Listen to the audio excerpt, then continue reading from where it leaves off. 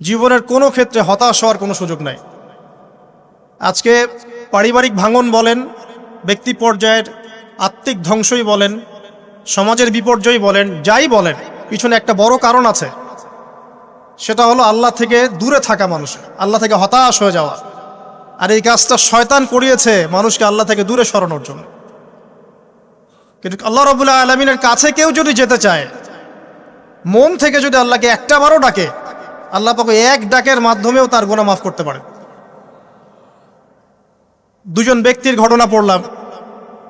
একজন ব্যক্তি প্রচণ্ড রকম আবেদ, প্রচুর ইবাদত করে। আপনারা জানেন ইবলিসও কিন্তু আবেদ ছিল, ইবলিস কিন্তু প্রচুর ইবাদত করেছে। এখন ওই ব্যক্তির একজন বন্ধু ছিল, এটা বানু ইসরাইলদের ঘটনা। তো সেই বন্ধু পাপী ছিল, বিভিন্ন কবিরা গুনাহ করত। আর এই আবেদ ব্যক্তি বারবার তাকে নসিহত করত, গুনাহ ছেড়ে দাও, তুমি পাপ করছো, গুনাহ ছেড়ে দাও। তখন সেই ব্যক্তি যে পাপ করছে সে বলতো যে আল্লাহ কি তোমাকে আমার রক্ষক বানিয়েছেন? আল্লাহ কি তোমাকে আমার উপর দারোগা বানিয়েছেন? আমাকে আল্লাহর হাতে ছেড়ে দাও, আমাকে নসিহত করতে শোনা। একদিন এই আবেদ ব্যক্তি তার বন্ধুকে একটা জঘন্য পাপ করতে দেখলো, এমন একটা পাপ যেটা দেখে তার মনে ধারণা আসলো এটা চরম জঘন্য একটা কাজ। তখন সে মুখ ফসকে বলে ফেলল যে আল্লাহ তোকে আর মাফ করবে না, আল্লাহ তোকে জান্নাত দিবে না। আল্লাহ রাব্বুল আলামিন মালাকুল মউতকে এই দুজনের কাছে পাঠালেন, দুজনের রূহকে কবজ করা হলো। এবার আল্লাহ পাক তার সামনে তাদেরকে উপস্থাপন করে বললেন যে তোমাকে আমার রহমত সম্পর্কে কে গ্যারান্টি দিয়েছে যে আমি কাউকে রহমত করব কি করব না?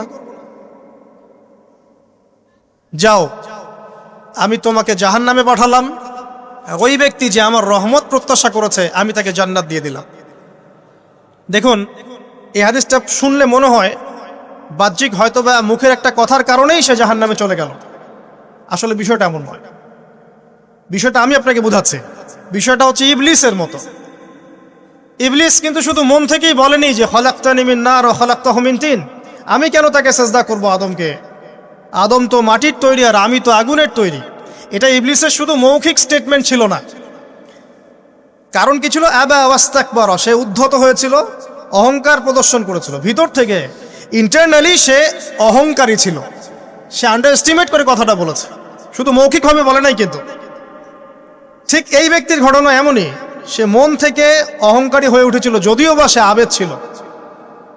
তো এখানে আমরা যারা প্র্যাকটিসিং মুসলিম হওয়ার চেষ্টা করছি, আমাদের জন্য এখানে নিদর্শন আছে। পাঁচ ওয়াক্ত নামাজ পড়েই ভেবে বসবেন না যে অনেক কিছু করে ফেলছে, এক চিল্লা দিয়ে মনে করে ফেলবেন না যে দিনের জন্য অনেক কিছু করে ফেলছে। একটা হজ করেছেন, ওমরা করেছেন, সিয়াম রেখেছেন, দিনের জন্য দান সদকা করেছেন, একটা মাদ্রাসা মসজিদ করেছেন, ভেবে বসবেন না আপনি সব অনেক কিছু করে ফেলেছেন এবং অন্যরা সব ককরোচ তেলাপোকা, ওরা জাহান্নামে যাবে, এমনটা মনে করবেন। জানি না আমরা যে কার আমলের কতটুকু আল্লাহর কাছে কবুল হচ্ছে। তো এখানে এই ব্যক্তির সমস্যা ছিল এই, সে নিজের আমলটাকে অনেক ভারী মনে করছিল এবং সে স্টেটমেন্ট দিয়ে ফেললো যে তোকে আল্লাহ পাক মাফ করবে না। এই একটা কথা মন থেকে বলার কারণে তার ইহকাল পরকাল দুটা বরবাদ হয়ে গেল, সে জাহান্নামে চলে গেল। ঠিক আরেক ব্যক্তির ঘটনা আছে এমন, এগুলো সবগুলো রেফারেন্স আছে। এক ব্যক্তি প্রচুর ইবাদত করত, আল্লাহ পাক তার ইবাদত করার জন্যে পাহাড়ের চূড়ায় একটা সুন্দর ব্যবস্থাও করে দিয়েছিলেন। সেখানে ডালিম গাছ হতো, ঝর্ণা আসতো, খাবারের কোনো অভাব নাই। হাদিস এসেছে 500 বছর সে ইবাদত করেছে। কত বছর? কিয়ামতের মাঠে এই ব্যক্তির অবস্থা এমন হবে, তাকে জান্নাতে প্রবেশ করানোর জন্য নিয়ে যেতে বলা হবে যাও আমার রহমতে জান্নাতে চলে যাও। আল্লাহ পাক তাকে এই কথাটা বলবেন, কিন্তু এই ব্যক্তি বলবে আমার আমলের কারণে আল্লাহ পাক বলবেন আমার রহমতে জান্নাতে চলে যাও। ব্যক্তি বলবে আমার আমলের কারণে। আল্লাহ রাব্বুল আলামিন তখন তাকে দেওয়া সমস্ত নেয়ামতগুলোকে এক পাল্লায় করবেন আর তার সমস্ত আমলকে আরেক পাল্লায় করবেন। তারপর দেখা যাবে আল্লাহর সমস্ত নেয়ামত তার একটা চোখের সমান হয় নাই। কথা কি বুঝতে পারছেন? একটা চোখের যে নেয়ামত আল্লাহ পাকের, সমস্ত আমল ও 500 বছরের ইবাদত এতটুকু হয়নি। তারপর তাকে বলা হবে ওকে জাহান্নামে নিয়ে যাও। এবার জাহান্নামে যাওয়ার সময় সে বলবে, আল্লাহ তোমার রহমতে আমাকে মাফ করে দাও। তখন আল্লাহ পাক তাকে আবার ডেকে নিয়ে আসবে, বলবেন যে তোমাকে যে আমি ইবাদত করার জায়গা করে দিয়েছিলাম, এটা কি তুমি নিজে করেছো না আমি করেছি? সে বলবে আপনি করেছেন।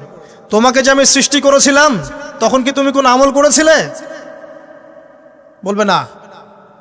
তাহলে তোমাকে যে সৃষ্টি করেছি আমি, এটা কি তোমার আমলের কারণে? না। তোমাকে সারা দুনিয়াতে এত নিয়ামত দিয়েছি, এটা কি তোমার আমলের কারণে? সে বলবে না। তখন তাকে জান্নাতে প্রবেশ করানো হবে। কিয়ামতের মাঠে এমন অনেক ঘটনা ঘটবে যেটা আমাদের চিন্তার বাইরে। আরেকজন ব্যক্তিকে ডেকে আনা হবে, যে ব্যক্তি একটা দুটা নয় বরং 100টা খুন করেছে। সে 99 জন মানুষকে হত্যা করার পর ফতোয়া খুঁজে বেড়াচ্ছিল যে আমার তওবা কবুল হবে কিনা। একজন আবেদের কাছে গিয়েছে। আবেদ আর আলেম কিন্তু এক জিনিস না। আবেদ মানে যে প্রচুর ইবাদত করে, তার জ্ঞান কম, সে শুধু জানে কিভাবে ইবাদত করতে হয়। আলেম হচ্ছে সে যে শরীয়তের গভীর জ্ঞান জানে, আবার ইবাদতও করে। আবার যারা জ্ঞান আছে আমল নাই, সেও কিন্তু প্রকৃত আলেম না। প্রচুর জ্ঞান আছে কিন্তু জ্ঞান অনুযায়ী আমল করে না, সেও কিন্তু প্রকৃত আলেম নন। এবার আসেন তো, এই আবেদের কাছে গিয়ে সে বলছে আমার কি ক্ষমা হবে? আমি 99টা খুন করেছি। সে বলল তোমার আবার ক্ষমা? তোমার ক্ষমা নাই। তখন এই ব্যক্তি এই আবেদকে হত্যা করে 100টা খুন পূর্ণ করলো, ওকেও সে মেরে ফেলছে। আমার ক্ষমাই হবে না তো তোর বেঁচে থাকার কি দরকার, তুইও মর। কি বুঝতে পারলেন? বর্তমান বিশ্বের উগ্র মাথার পলিটিশিয়ানদের মতো অবস্থা। আমার দেশের সমস্যা, তোর দেশ পারমাণবিক বোমের উড়াই দিব, মানে এরকম একটা অবস্থা। তো আল্লাহ রাব্বুল আলামিন এই ব্যক্তির মধ্যে একটা চেতনা তৈরি করলেন যে আমাকে তওবা করতে হবে। সে তখন সার্চ করতে লাগলো আরো কোনো আলেম আছে কিনা। এরপর অনেক দূরে একজন আলেমের সন্ধান পাওয়া গেল। সে সেখানে গেল, তাকে গিয়ে বলল আমার কি ক্ষমা হবে? সে আলেম তাকে বলল হ্যাঁ, তোমারও ক্ষমা হতে পারে। যাও, তুমি ইস্তেগফার করো এবং এই এলাকা থেকে অন্য এলাকায় চলে যাও। মানে যে এলাকায় তুমি অনেক দিন ছিলে, যেখানে তুমি অনেক পাপ কাজ করেছো, এখানে থাকার দরকার নাই। তওবা করে তুমি অন্য কোথাও চলে যাও, নতুন একটা জীবন শুরু করো। এখানে থাকলে হবে কি, তোমার স্মৃতিগুলো তোমাকে তাড়িয়ে বেড়াবে এবং মানুষ তোমাকে খারাপ নজরে দেখতেই থাকবে, তুমি তখন কষ্ট পাবে। এই জন্য তুমি চলে যাও। তো চলে যেতে যেতে সে রাস্তায় ইন্তেকাল করে। এবার তার রূহ নিবে কে? এই জন্য দুদল ফেরেশতা আসছেন, জান্নাতি এবং জাহান্নামী। তাদের মধ্যে বাক বিতরটা হচ্ছে কে রূহ নিয়ে যাবে। তো জাহান্নামের ফেরেশতারা বলছেন সে এতগুলো খুন করেছে, তার রূহটা আমরা নিব। আর জান্নাতি ফেরেশতারা বলছেন না, সে তওবা করতে এসেছিল, অতএব সে আল্লাহর অভিমুখী হয়েছে, তার রূহটা আমরা নিব। আল্লাহ পাক এখানে একটা কৌশল করলেন। আল্লাহ পাক ফেরেশতাদেরকে বললেন তোমরা রাস্তাটাকে পরিমাপ করে দেখো, যেদিকে যাচ্ছিল তার পরিমাপ বেশি নাকি যেখান থেকে এসেছে ওর পরিমাণ বেশি।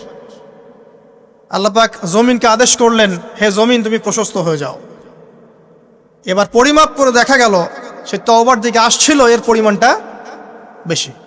এই একটা কাজের ওসিলা আল্লাহ পাক তাকে মাফ করে দিলেন। মনে রাখবেন এটা মৌখিক বিষয় ছিল না, সে মন থেকে ভিতর থেকে কিন্তু সে আল্লাহর প্রতি অনুগত হয়েছিল। এই মনের বিষয়টা আল্লাহ ছাড়া কেউ জানে না। আপনি দেখতে পারেন সমাজে অনেকে দাড়ি টুপি পাগড়ি জুব্বা সব লাগিয়ে ঘুরছে, তো বিশ্বাস করেন তাদের মনটা এমনও হতে পারে যে জানোয়ারের চেয়েও কুৎসিত, এমনও হতে পারে। আবার আপনি দেখবেন সমাজে এমন অনেক মানুষ ঘুরছে যারা হয়তো অনেক পাপে লিপ্ত মনে হচ্ছে, কিন্তু মনের মধ্যে সততা আছে। আর যার মনের মধ্যে সততা আছে, আল্লাহ পাক কোনো না কোনো দিন ইনশাআল্লাহ তাকে হেদায়েত দিবে। এটা আমরা আমাদের অভিজ্ঞতা থেকেও দেখেছি। এমন অনেক মানুষকে আমরা দেখেছি যে ড্রাগ অ্যাডিক্টেড ছিল, মিউজিক করেছে, হারাম সম্পর্কের মধ্যে ছিল, নামাজ ঠিক মতো পড়ে নাই, কিন্তু যখনই আল্লাহর কথা আলোচনা হতো দেখতাম সে খুবই শান্তভাবে মন থেকে কথা শুনছে। এই কথা শুনতে শুনতে শুনতে একদিন মাশাআল্লাহ এখন দেখবেন যে চিল্লা দিয়ে বেড়াচ্ছে বিভিন্ন মসজিদে। আল্লাহ হেদায়েত দিয়েছে, সব ছেড়ে দিয়েছে। এরকম মানুষের অভাব নাই কিন্তু সমাজে। তো এখানে আল্লাহ পাকের রহমত বা দয়ার একটা উজ্জ্বল দৃষ্টান্ত দেখতে পারবেন। ঠিক এরকম আরও একটা ঘটনা আছে বনু ইসরাইলের। এক ব্যক্তি এত পাপ করেছে যে শেষে মৃত্যুর সময় সে সন্তানদেরকে ডাকছে, ডেকে বলছে যে আমি যখন মারা যাব আমার লাশটাকে তোমরা কবর দিও না, যদি আল্লাহ পাক আমাকে ধরতে পারেন তাহলে খবর আছে আমার। কি করতে হবে? সে বলছে যে আমার দেহটাকে তোমরা পুড়িয়ে ফেলবে এবং পুড়িয়ে ফেলার পরে ছাইগুলোকে একত্রিত করবা, করে অর্ধেক ছাই সমুদ্রে ভাসিয়ে দিবা, অর্ধেক ছাই বাতাসে উড়িয়ে দিবা। সন্তানরা তাই করলো। মৃত্যুর পর আল্লাহ পাক এই সমুদ্র এবং জমিনকে বাতাসকে আদেশ করলেন যে তোমরা ছাই জড়ো করে দাও। আর মানুষ আর জিন আল্লাহর কথা না শুনলেও এই প্রকৃতি আল্লাহ পাকের কথা শোনে। বিজ্ঞান বলে প্রকৃতি থেকে সব হচ্ছে। কি প্রকৃতি? প্রকৃতি কি, কাকে বলে? মানুষকে আল্লাহর ইবাদতকে বাদ দিয়ে প্রকৃতি পূজায় নিয়ে গেছে। এই পুরো প্রকৃতি আর মহাবিশ্ব এক আল্লাহর ইবাদত করে। কে সৃষ্টি করলো প্রকৃতি? প্রাকৃতিকভাবে হয়েছে সবকিছু বলে, আল্লাহ থেকে হয়েছে বলা যাবে না। বললে আপনি মৌলবাদী হয়ে যাবেন। আল্লাহ শব্দ ইউজ করলে আপনি মৌলবাদী হয়ে যাবেন। ধর্মতাত্ত্বিক শব্দগুলোকে আস্তে আস্তে উঠিয়ে দেওয়া হয়েছে। দেখবেন যুক্তি, বিজ্ঞান, দার্শনিক শব্দগুলোকে আনা হয়েছে। এটাও টেকনিক্যালি করা হয়েছে। কোনো সেকুলার মিডিয়াতে আপনি দেখবেন না ইনশাআল্লাহ বলছে। ইনশাআল্লাহ প্রমাণ করবে যে আপনি আস্তিক না নাস্তিক। তো প্রকৃতিকে আল্লাহ পাক আদেশ করলেন, এই সমুদ্র ছাই জড়ো করো, এই বাতাস ছাই জড়ো করো। তারা ছাই জড়ো করে দিল। এই ব্যক্তিকে বলা হচ্ছে তুমি জীবিত করে, আল্লাহ পাক বলছেন তুমি যে এই কাজটা করেছিলে, লিমা ফাআলতা হাদা, তুমি এই কাজটা কেন করেছো? তখন এই ব্যক্তি উত্তর দিচ্ছে, মিন খাশিয়াতিকা ইয়া রাব্বি ওয়া আনতা আ'লাম। হে আল্লাহ, আমি আমার বুঝে যা এসেছে আপনার ভয়েই আমি এই কাজটা করেছি, আর আপনি খুব ভালো করেই জানেন যে আমি আপনার ভয়ে করেছি নাকি অন্য কোনো কারণে করেছি। মানে আপনি আমার মনের কথা জানেন। আল্লাহ পাক তাকে মাফ করে দিলেন। আপনাদেরকে আমি সেই ব্যভিচারী মহিলার কথাও মনে করাই। ওই মহিলা, যে ব্যক্তি একজন যৌনকর্মী ছিল, বা যেটা আমরা বলি ব্যভিচারিণী মহিলা ছিল, একটা কুকুরকে দেখেছে সে পানি পান করার জন্য তৃষ্ণার্ত। সে এটাতে মায়া করে, দয়া করে তার মোজাটাকে নামিয়ে এই কূপ থেকে পানি উঠিয়ে কুকুরকে পান করিয়েছে। এই একটা কাজের বদৌলতে আল্লাহ রাব্বুল আলামিন এই ব্যভিচারী মহিলাকে মাফ করে জান্নাত দিয়ে দিয়েছে। হাদিস এটাও এসেছে, নবী সাল্লাল্লাহু আলাইহি ওয়াসাল্লাম বলেছেন, ইরহামু মান ফিল আরদ, তোমরা সবাই জমিনবাসীর প্রতি রহম করো। জমিনে মুসলিমই থাকতে হবে, তাদের প্রতি রহম করতে হবে এমন নয়, জমিনবাসী যারাই আছে সবার প্রতি রহম করো, জাতি, ধর্ম, বর্ণ নির্বিশেষে। এমনকি পশু পাখির প্রতিও দয়া করো। ইরহামু মান ফিল আরদ, জমিনে যারা আছে সবার প্রতি রহম করো। ইয়ারহামুকুম মান ফিস সামা, যিনি আসমানে আছেন তিনি তোমাদের প্রতি রহম করবে ইনশাআল্লাহ। ইসলাম এই কথাগুলো বলেছে 1400 বছর আগে।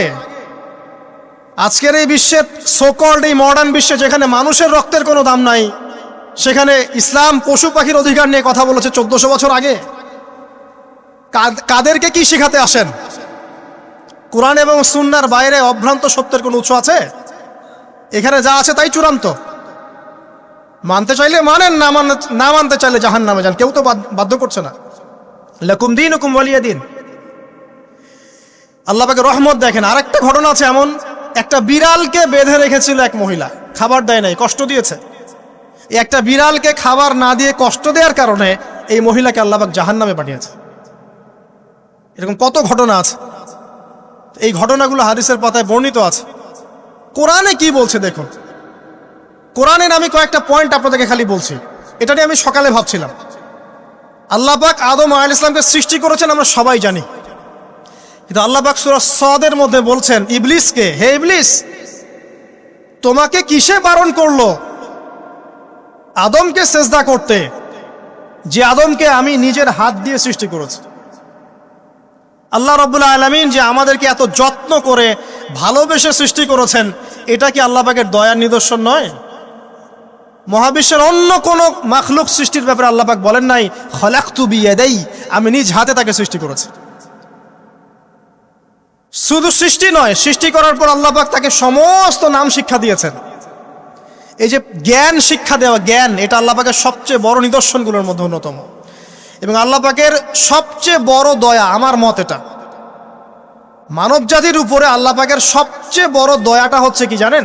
আল্লাহ পাক আমাদেরকে জ্ঞান শিক্ষা দিয়েছেন, ওহী নাজিল করেছেন। এটা সব কিছুর ঊর্ধ্বে। কারণ আপনি তওবা করবেন, জ্ঞান লাগবে। নামাজ পড়বেন, জ্ঞান লাগবে। রোজা রাখবেন, জ্ঞান লাগবে। জাকাত দিবেন, ইলম লাগবে। আপনি দিনের যে কোনো আমল করেন, ইলম লাগবে।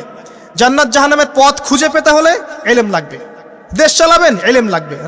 অর্থনীতি চালাবেন, ইলম লাগবে। ইলম ছাড়া কিছু নাই, ইলমের উপরে কিচ্ছু নাই। এই ইলমটা আল্লাহ পাক কাকে শিক্ষা দিয়েছেন? আদম আলাইহিস সালামকে। আমরা তো শিখেছি সমাজবিজ্ঞান বইগুলোতে যে আমাদের পূর্বপুরুষরা নাকি গুহায় থাকতো আর গাছের ছাল পাতা খেয়ে থাকতো, তাই না? লতা পাতা খেয়ে থাকতো, গাছের ছাল পাতা খেয়ে থাকতো, পোশাক পরতো আর কি। বোগাস, ডাহা, মিথ্যা কথা। আল্লাহ রাব্বুল আলামিন সূরা বাকারা এবং সূরা আরাফ পড়ে দেখেন, আল্লাহ পাক বলছেন যে আদম আলাইহিস সালামকে আল্লাহ পাক সমস্ত নাম জ্ঞান শিক্ষা দিয়েছেন। মহাবিশ্বের যে প্রয়োজনীয় জ্ঞানগুলো আছে সেগুলো আল্লাহ পাক আদমকে শিখিয়েছেন আলাইহিস সালাম। ওয়াল্লামা আদামাল আসমাআ কুল্লাহা, আল্লাহ পাক আদমকে সমস্ত নাম শিক্ষা দিয়েছেন। আমাদের পিতা মাতারা মূর্খ ছিলেন না, তারা সৃষ্টি থেকেই জ্ঞানী ছিলেন। আদম আলাইহিস সালামের পারমাণবিক বোম বানানোর কোনো প্রয়োজন ছিল না। ছিল? বানান নাই। আপনার মধ্যে এই জ্ঞানটা আসছে কিভাবে? বাই ডিএনএ আপনি জ্ঞান পাচ্ছেন, কারণ আমরা আদম সন্তান। অনেক জ্ঞান আমাদের ভিতরেই আছে, এগুলো চর্চার মধ্য দিয়ে, গবেষণার মধ্য দিয়ে প্রস্ফুটিত হয় মাত্র। জ্ঞান ভিতরে আছে আমাদের। আমাদের পিতাকে জ্ঞানী করে পাঠানো হয়েছে। এই জ্ঞান শিক্ষা দেওয়াটা হচ্ছে আল্লাহ পাকের সবচেয়ে বড় দয়াগুলোর মধ্যে একটা। রহম করেছেন। শুধু তাই নয়, আদম আলাইহিস সালামকে এমন জ্ঞান শিক্ষা দিয়েছেন যে জ্ঞান ফেরেশতারা পর্যন্ত জানতো না। এটা কি দয়া নয়? এটা কি আদম সন্তানের প্রতি ভালোবাসা নয়? তারপরে সেজদা করিয়েছেন। মহাবিশ্বে অন্য কাউকে কি সেজদা করানো হয়েছে? কোরআনে কি এমন কোনো দলিল আছে যে আদম আলাইহিস সালাম ছাড়া অন্য কাউকে সব ফেরেশতারা সেজদা করেছেন? আছে? তাহলে এই যে সম্মান দেয় আল্লাহর পক্ষ থেকে, সম্মান কিসের ভিত্তিতে? সম্মান শারীরিক ক্ষমতার ভিত্তিতে। সম্মানটা কি কারণে? জ্ঞানের কারণে, ইলমের কারণে, জ্ঞানের কারণে সম্মান। এই সম্মান দেয়াটা কি আল্লাহ পাকের রহমত এবং দয়ার নিদর্শন নয়? অতএব সম্মান পেতে হলে, আল্লাহ রহমত পেতে হলে সেই জ্ঞানের চর্চায় আবার ফিরে আসতে হবে। আপনি যদি আজও সেই ওহির জ্ঞানের চর্চা করেন, আল্লাহ পাক এই পৃথিবীবাসীর বুকের মধ্যে আপনার জন্য সম্মান পয়দা করে দিবেন ইনশাআল্লাহ। দেখেন, ওই সেই জ্ঞানই যদি আপনি এখনো চর্চা করেন, আজও আপনি সম্মানিত হবেন ইনশাআল্লাহ। ব্যক্তির চর্চা করলে ব্যক্তি সম্মানিত হবে, একটা পরিবার চর্চা করলে ওই পরিবার সম্মানিত হবে, একটা সমাজ যদি চর্চা করে সেই ওহির জ্ঞান, ওই সমাজ সম্মানিত হবে। একটা দেশে যদি আপনি ওই ওহিভিত্তিক জ্ঞান ছড়িয়ে দেন, পুরো দেশকে আল্লাহ পাক সম্মানিত করবে ইনশাআল্লাহ, পুরো জাতিকে সম্মানিত করবে ইনশাআল্লাহ। আরও সামনে যান, এই যে আদম এবং হাওয়া আলাইহিস সালাম গাছের কাছে চলে গেলেন, ফল খেয়ে ফেললেন, কারণ আমরা আদম সন্তান, ভুল করি। আল্লাহ পাক সাথে সাথেই বহিষ্কার করে দিয়েছেন? না, আল্লাহ পাক তওবা করার জন্য কালিমা শিখিয়ে দিয়েছেন। সুবহানাল্লাহ, তাদের কালিমা জানা ছিল না। আল্লাহ পাক বলছেন ফাতালাক্কা আদম মির রাব্বিহি কালিমাত, আল্লাহ পাকের কাছ থেকে আদম আলাইহিস সালাম কিছু বাক্য শিখে নিলেন, যেই বাক্য দিয়ে ফাতাবা আলাই, সে আল্লাহর কাছে তওবা করলো। কোন সেই বাক্য? সূরা আরাফে আছে, রব্বানা যালামনা আনফুসানা ওয়া ইল্লাম তাগফির লানা ওয়া তারহামনা লানাকুনান্না মিনাল খাসিরিন। এই দোয়া কে শিখিয়ে দিয়েছে? আল্লাহ। এই তওবার বাক্য যে শিখিয়ে দেয়, এটা কি দয়ার পরিচয় নয়? আমরা আল্লাহর কাছে ফিরে যাব, তওবা করব, ইস্তেগফার করব, এই জ্ঞানটা শিখিয়ে দেয়া কি আল্লাহ পাকের দয়ার পরিচয় নয়? না, আমরা কিভাবে ক্ষমা চাইতাম? কিভাবে ক্ষমা চাইলে আল্লাহ পাক সমস্ত গুনাহ মাফ করবেন, এই পদ্ধতিগুলো বলে দেয়া কি আল্লাহ পাকের দয়ার পরিচয় নয়? তারপর সামনে যান, পৃথিবীতে নামিয়ে দিয়ে আল্লাহ পাক ক্ষান্ত হয়ে যাননি। আল্লাহ রাব্বুল আলামিন আসমান থেকে হেদায়েতের গ্রন্থ পাঠিয়েছেন, বলেছেন এই গ্রন্থের মধ্যে যা আছে মেনে চললে তোমরা আবার জান্নাতে ফিরে আসবে ইনশাআল্লাহ। আল্লাহ পাক আদম এবং হাওয়া আলাইহিস সালাম এবং আদম সন্তান সবাইকেই সৃষ্টি করেছেন, উদ্দেশ্য হচ্ছে আল্লাহ পাক আমাদেরকে জান্নাত দিতে চান। আল্লাহ পাক চান যে আমরা যেন জান্নাতে যাই। যদি আমরা জান্নাতে যেতে না পারি পরকালে, একটা কারণে যেতে পারবো না, অনলি একটা কারণ, সেটা হলো আমাদের নিজের দোষে। একটা কারণ, যারা জাহান্নামে যাবে মানুষ এবং জিনদের মধ্যে, নিঃসন্দেহে মহাবিশ্বে তারা ছাড়া জাহান্নামে যাওয়ার উপযুক্ত কেউ ছিল না। ও জাহান্নামে যাওয়ার উপযুক্ত ছিল বলেই আল্লাহ পাক তাকে জাহান্নামে পাঠাবেন। আর যারাই জান্নাতে যাবে প্রত্যেকেই শুধু আমলের বদৌলতে যাবে না, বরং আল্লাহ পাকের রহমতেই যাবে। কেউই তার আমল দিয়ে জান্নাতে যেতে পারবে না। নবী সাল্লাল্লাহু আলাইহি ওয়াসাল্লাম এমন ভাষ্য বলছেন, ইল্লা আনা, আমিও না, ইল্লা বিরহমাতিল্লাহ, আমিও নয়, তবে আল্লাহ পাকের দয়া আমাকে ঘিরে ধরবে, আল্লাহ পাকের রহমত যাদের উপরে বর্ষিত হবে তারাই জান্নাতে যাবে ইনশাআল্লাহ। কে আমল দিয়ে যেতে পারবে না। যত আমলই করি বলা যাবে না এই আমলের বদৌলতে জান্নাতে যেতে পারবো। আল্লাহ পাক দয়া না করলে হবে না। আল্লাহ পাক চান যে আদম সন্তান যেন জান্নাতেই যায়। এই কারণেই সৃষ্টি করা, এই কারণেই আপনার ওহীভিত্তিক গ্রন্থগুলো পাঠানো, এই কারণে নবী রাসূল পাঠানো, আলেম ওলামা সৃষ্টি করা, মানুষকে সতর্ক করা, হায়াত দেয়া, বারংবার জীবনে চলতে ফিরতে আপনাকে অ্যালার্ম করা হয়, আল্লাহর পথে ফিরে আসেন, আল্লাহর পথে ফিরে আসেন। অ্যালার্ম করা হয় না? বিপদ দিয়ে আপনাকে অ্যালার্ম করা হয় আল্লাহর পক্ষ থেকে। আপনি চলতে পথে হোঁচট খান, আল্লাহ আপনাকে অ্যালার্ম দেন, ফিরে আসো। চলছেন বিপথে, আল্লাহ পাকে অ্যালার্ম দেন, ফিরে আসো। আল্লাহ পাকের পক্ষ থেকে কিন্তু এগুলো আসে। অদ্ভুত একটা হাদিস বললাম, অদ্ভুত বলতে বলছি অ্যামেজিং হাদিস, যে একজন সাহাবী বলছেন, সালমান রাদিয়াল্লাহু আনহু, তিনি বলছেন যে যখন মুমিনের উপর বিপদ আপদ বালা মুসিবত আসে, তখন মুমিনের এই বিপদ আপদ বালা মুসিবত রোগ শোকের বদৌলতে আল্লাহ পাক তার গুনাহগুলোকে মাফ করে দেন এবং তার মর্যাদাকে বাড়িয়ে দেন, এবং সে আল্লাহর দিকে ফিরে আসার অনুশোচনা করার সুযোগ পায়। আর যখন কাফের মুশরিক বা ফাসেক মানুষকে এইসব রোগ ব্যাধি বিপদ আপদ বালা মুসিবত ঘিরে ধরে, তার দৃষ্টান্ত সেই উটের ন্যায় যে উটটাকে তার মালিক বেঁধে রেখেছে, এরপর ছেড়ে দিয়েছে। সেই উটটা বুঝতেও পারলো না কেন তার মালিক তাকে বেঁধে রাখলো আর কেনই বা তাকে ছেড়ে দিল। কথাটা কি বুঝতে পারছেন? যারা আল্লাহ দ্রোহী তাদের উপর যখন বিপদ আপদ বালা মুসিবত আসতে থাকে, তারা বুঝে না যে কি জন্য আসলো আর কেন চলে গেল।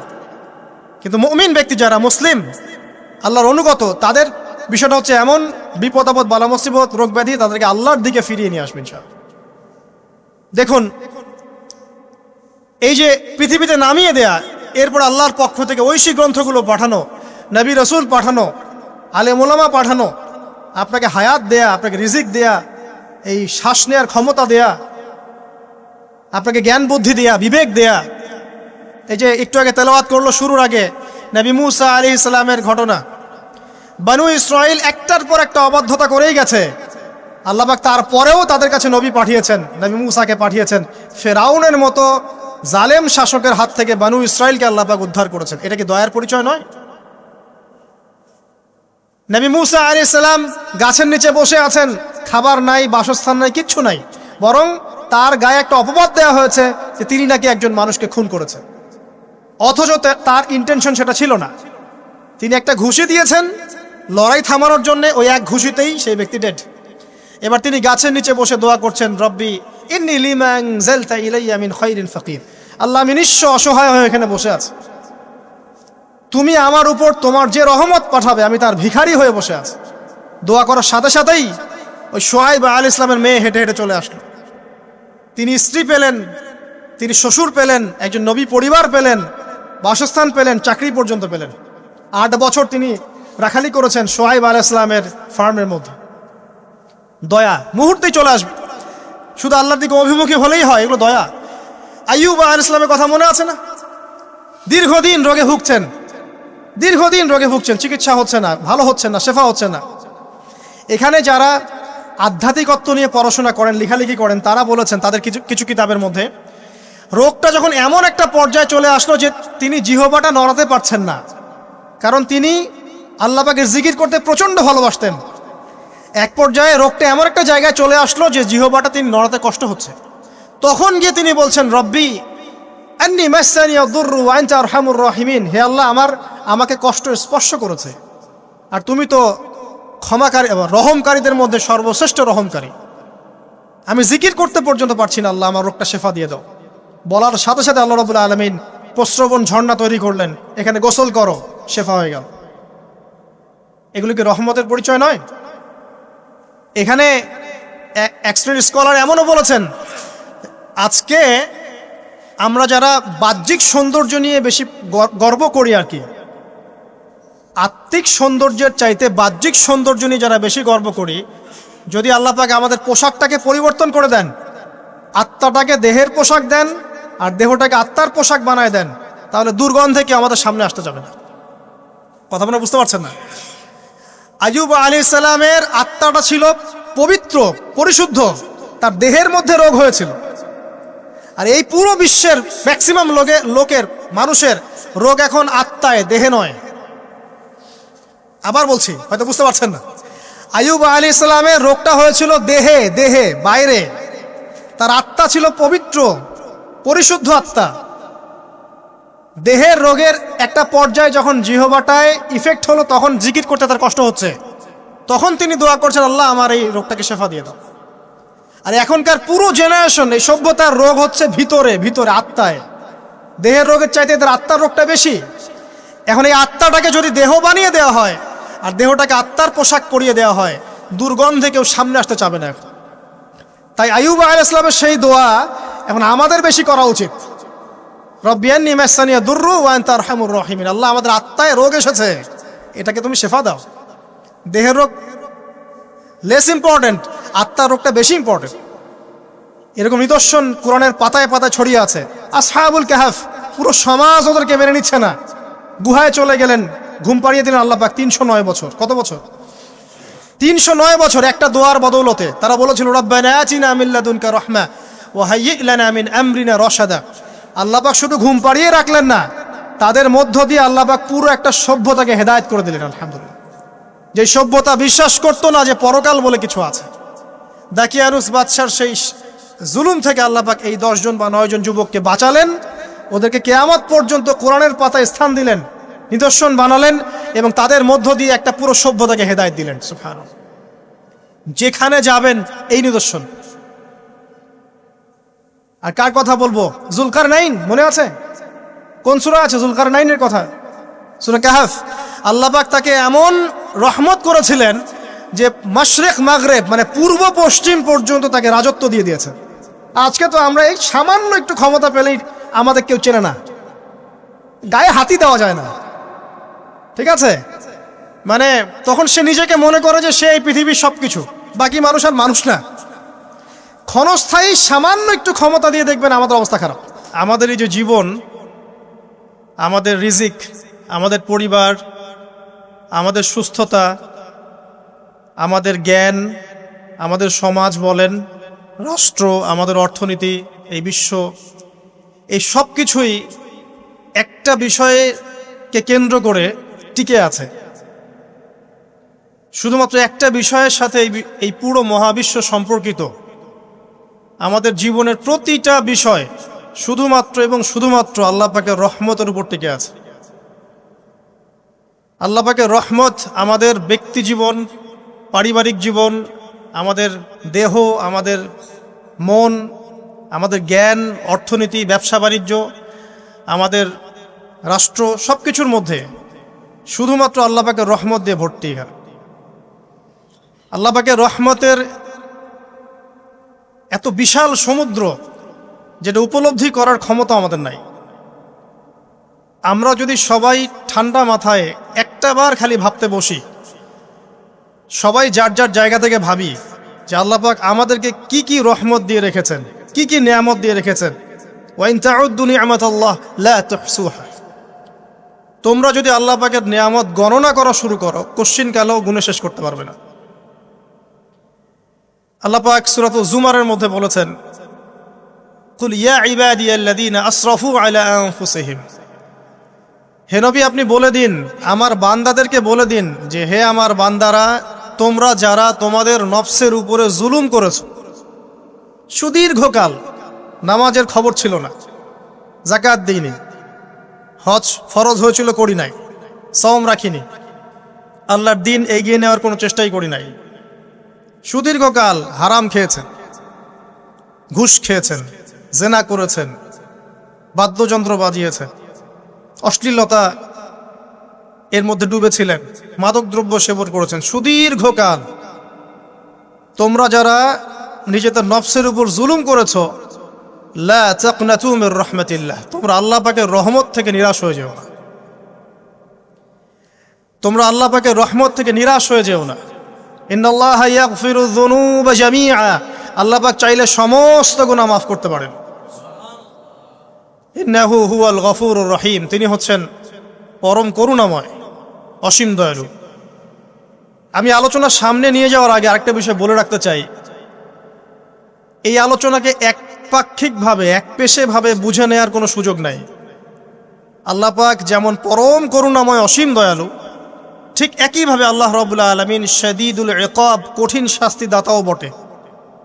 এই দুটো বিষয় মাথায় রেখেই আল্লাহর রহমতের আশাও করতে হবে এবং আল্লাহ পাকের গজবের ভয়ও করতে হবে। এর মাঝখানেই হচ্ছে ঈমান। এই জায়গা থেকে আলোচনা বুঝতে হবে। আল্লাহ পাক তৌফিক এনায়েত করুন, আমিন। আমাদেরকে আল্লাহ রাব্বুল আলামিন তার রহমত থেকে নিরাশ হতে বারণ করছেন। যে যত পাপ করেছে জীবনে, যদি একটা বার কেউ যদি আল্লাহ পাককে মন থেকে ডাকে, চোখ দিয়ে ঝরঝর করে পানি পড়ে, আল্লাহ পাককে বলে, সেজদায় গিয়ে পড়ে আল্লাহকে বলে, রব্বিক ফিরলি, আল্লাহ আমাকে মাফ করে দাও, তার মনের মধ্যে যদি সততা থাকে, মন থেকে যদি সেই কথাটা বলে থাকে, আল্লাহ পাক শুধু তাকে ক্ষমাই করবেন না, তার সমস্ত গুনাহগুলোকে আল্লাহ নেকি দিয়ে পরিবর্তন করে দেবেন। একটা হাদিস পড়ছিলাম, নবী করিম সাল্লাল্লাহু আলাইহি ওয়াসাল্লাম তিনি বলছেন যে লাম্মা কাদাল্লাহুল খালক, যখন আল্লাহ রাব্বুল আলামিন এই মহাবিশ্ব সৃষ্টি করেন, তখন আল্লাহ রাব্বুল আলামিন কাতাবা কিতাবান, একটা কিতাব লিখেছেন। একটা কিতাব আছে আল্লাহর কাছে, কাতাবা কিতাবান ফাহুয়া ইনদাহু ফাওকাল আরশ, যেই কিতাবটা আল্লাহর নিজের কাছে আছে, আরশের উপরে। সেখানে আল্লাহ পাক লিখে রেখেছেন, কি লিখেছেন? ইন্না রাহমাতি সাবাকাত গদাবি, প্রতিটা ক্ষেত্রেই আমার রহমত, আমার দয়া, আমার করুণা আমার গজবকে পরাজিত করেছে। মানে আল্লাহ রাব্বুল আলামিনের গজব, এর উপরে আল্লাহ পাকের রহমত অবস্থান করছে।